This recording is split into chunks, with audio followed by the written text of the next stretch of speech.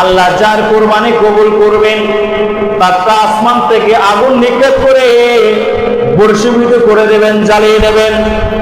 আর যার কুরবানি কবুল হবে না তারটা ওভাবে থেকে যাবে। আগুন আসমান থেকে আগুন নিক্ষেপ করবেন এবং যার কুরবানি কবুল হবে তারটা কি হয়ে যাবে?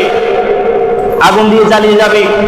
অথবা আগুন দিয়ে জ্বালিয়ে ফেললে কুরবানি কবুল হয়েছে সেটা প্রমাণিত হয়ে যায়।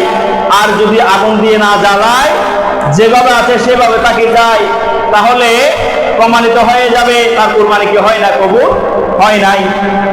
দেখেন এখানেও ত্যাগ। আদম আলাইহিস সালামের সন্তান হাবিল এবং কাবিলের মধ্যে ত্যাগের বিষয় ছিল যে সুন্দরী রমণীকে সে বিয়ে করতে পারবে যার কুরবানি কবুল হবে, আর যার কুরবানি কবুল হবে না আদম নবী ফয়সালা অনুসারে তাকে ওই রমণীকে বিবাহ করতে হবে। আদম আলাইহিস সালামের শরীয়ত তাকে মেনে নিতে হবে। তারা যখন তর্ক করেছিলেন, কিন্তু দুজন ভাইয়ে কুরবানি দিল। হাবিল পশু পালতো, সে একটা মোটা তাজা ভেড়া বা দুব্বা আল্লাহর নামে কুরবানি দিয়ে খালি মাঠের মধ্যে রেখে দিয়েছেন। আর কাবিলে কি করলেন, তিনি শস্য উৎপাদন করেছেন, সেই শস্যকে একটা শস্য আটি তিনি জমিনের মধ্যে রেখে দিয়ে চলে এসেছেন। কিছুক্ষণ পর দেখলেন আল্লাহ পাক রব্বুল আলামিন হাবিলের কুরবানি কবুল করেছেন। আসমান থেকে আগুন নিক্ষেপ করে হাবিলের পশুকে বর্ষীভূত করে জ্বালিয়ে দিয়ে ছাই করে দিয়েছেন, ওরাও করে দিয়েছেন, কিন্তু কাবিলেরটা যেভাবে ছিল ওভাবে রয়ে গেছে। তখন আদম আলাইহিস সালাম ফয়সালা দিয়েছেন, আল্লাহর পক্ষ থেকে যেহেতু নির্ধারণ হয়ে গেছে হাবিলকে আকলিমার জন্য, কাবিলকে দেওয়ার জন্য, তখন তারা কি করলেন, এই কাবিল কি করলো, সুযোগ সন্ধানী ছিল, সুন্দরী রমণী নিজের সহোদর বোনকে বিবাহ করার জন্য সে হাবিলকে হত্যা করার জন্য বিভিন্ন প্ল্যান করেছে, সুযোগের অপেক্ষা ছিল। একটা ওয়াদা আছে, সে ঘুমাইছিল হাবিল।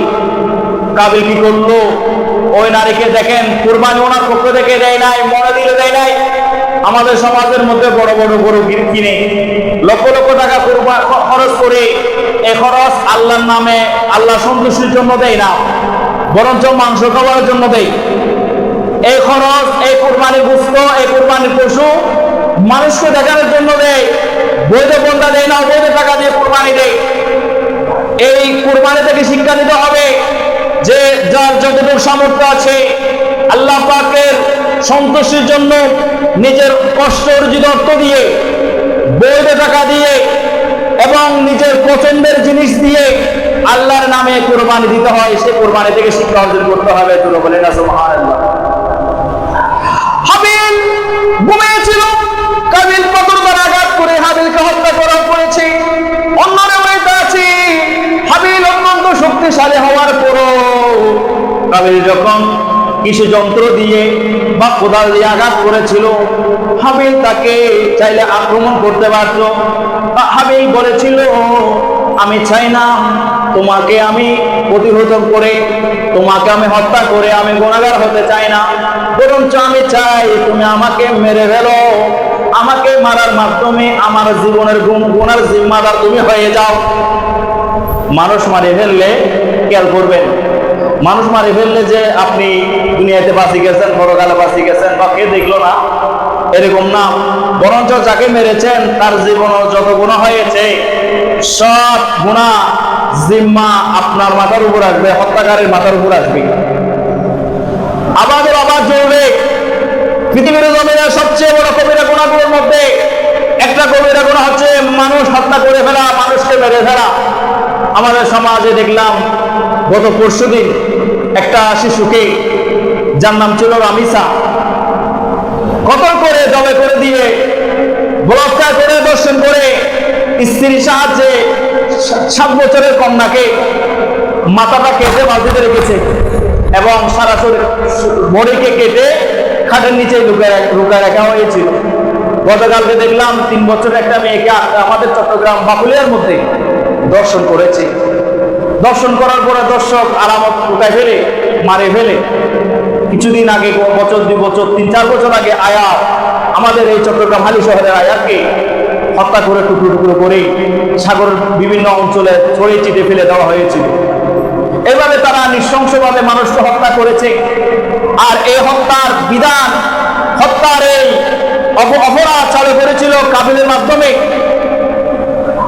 আর শুধু হত্যা নয়, যত প্রকার জুয়া, ব্যভিচার, অন্যায়, অপরাধ, সমাজ ধ্বংস হয়, মাদক সহ সব কিছু প্রকাশিত পেয়েছিল কাবিলের বংশধরের মাধ্যমে। তারা হাবিলকে হত্যা করার পরে আকলিমাকে ফুসলিয়ে অসুয়াশা দিয়ে পালাই গিয়েছিল বর্তমান জর্ডানের দিকে। ওখানে পালাই গিয়ে ওখানে তারা অবৈধ সংসার দিয়ে বসবাস করে অবৈধ সন্তান জন্ম দিয়েছে।